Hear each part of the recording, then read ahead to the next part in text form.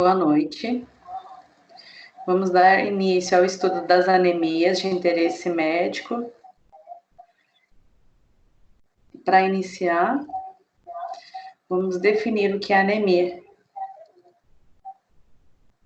Anemia é um estado caracterizado pela diminuição dos níveis de hemoglobina no sangue, com ou sem diminuição do número de hemácia, de acordo com a idade, com o sexo e com a altitude. Então, a anemia, ela é uma doença multifatorial e para a gente classificar, a gente precisa entender a relação da anemia com o diagnóstico laboratorial. Então, nesse sentido, o hemograma, ele serve para auxiliar a classificação da anemia. Quando a gente classifica clinicamente as anemias, a gente faz uma relação direta com a alteração funcional delas. Então, nós temos tipos que são causados por eventos hemorrágicos, né, aquela condição que o paciente perde sangue. Um grupo particular que são chamados hemolíticas, quando a gente tem uma diminuição da sobrevida da hemácia, é aquela condição que a hemácia, ela precocemente entra em morte celular. Isso pode ser avaliado pela presença de anticorpos, medicamentos e as relações também com as condições genéticas. Nós temos as condições também que são associadas à menor produção de hemácias pela medula óssea, tá? Essas são anemias graves também. E as anemias que são secundárias às doenças de base. Então, a anemia é uma doença de grande investigação clínica e laboratorial. Quando a gente classifica as anemias através do hemograma, elas são divididas em 3 grupos principais. Então, nós temos as anemias microcíticas hipocrômicas, as anemias macrocíticas e as anemias normocíticas normocrômicas.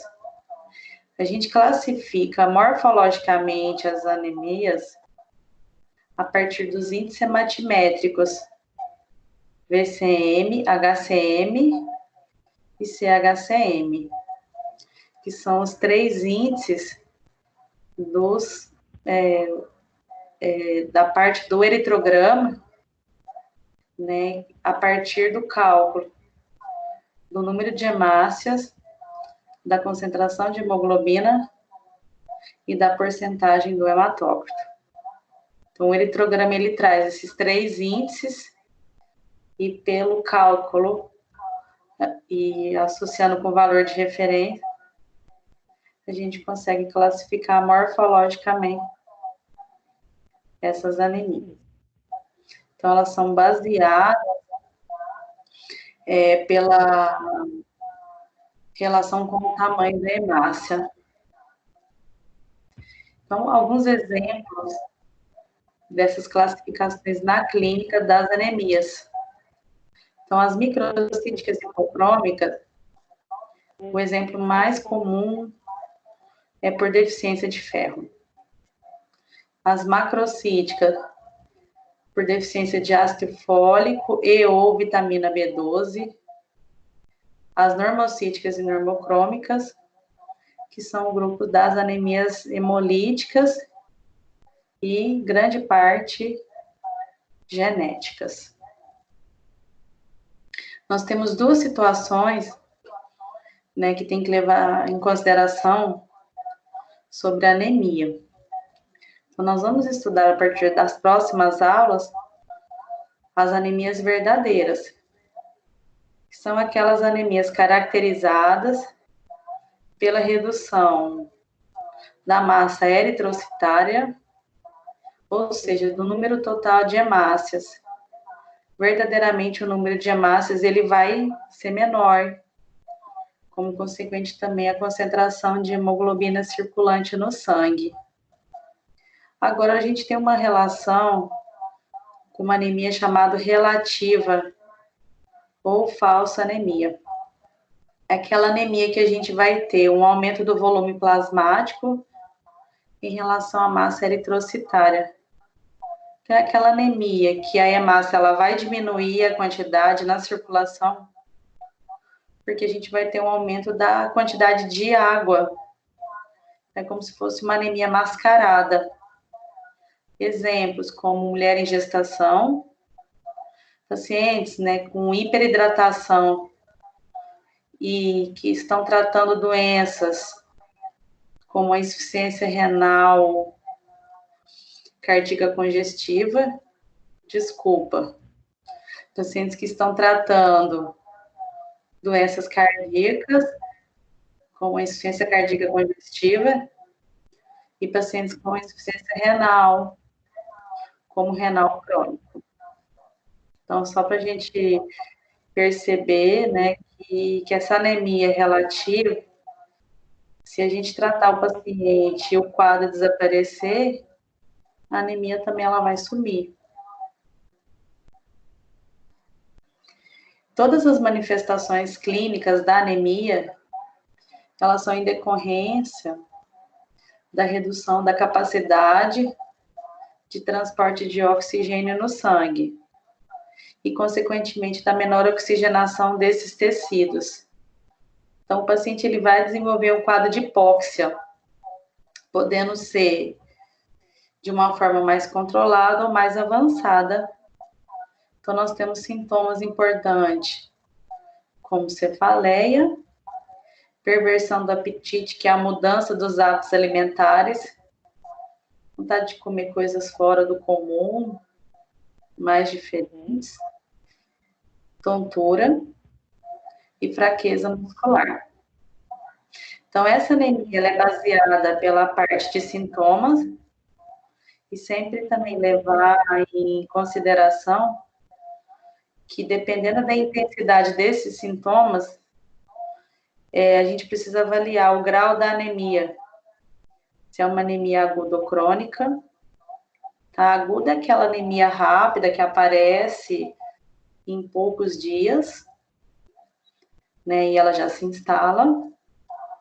E as anemias crônicas, que elas são persistentes de semanas, meses ou, se não, anos, por tempo indeterminado.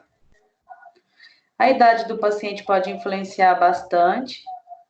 Então, a gente tem que saber se são crianças, se são idosos, se são gestantes, se são pacientes que já tratam uma doença de base, porque, nesse sentido, são pacientes com mais suscetibilidade a desenvolver um quadro de anemia, e a velocidade com que a anemia se instalou. Se foi aquela anemia, né, que apareceu de forma repentina, ou se ela demorou mais tempo para estar aparecendo. E para a gente fechar, os grupos de risco mais comuns para o desenvolvimento da anemia, de uma forma geral, são crianças de 4 a 24 meses de idade, crianças em idade pré-escolar, adolescentes do sexo feminino, tá? Em relação à questão do período menstrual, que isso pode influenciar bastante. Mulheres em gestação, como eu disse anteriormente, que ela pode desenvolver um quadro de anemia relativa ou falsa anemia. Depois do parto, essa anemia ela pode desaparecer e nunca mais voltar. Mulheres em idade fértil, tem a mesma relação com o período menstrual. Mulheres que às vezes têm um período mais longo do que comparadas aos grupos que não têm, elas podem desenvolver um quadro bem importante de anemia. E os idosos. Então, são os grupos que mais podem desenvolver anemia.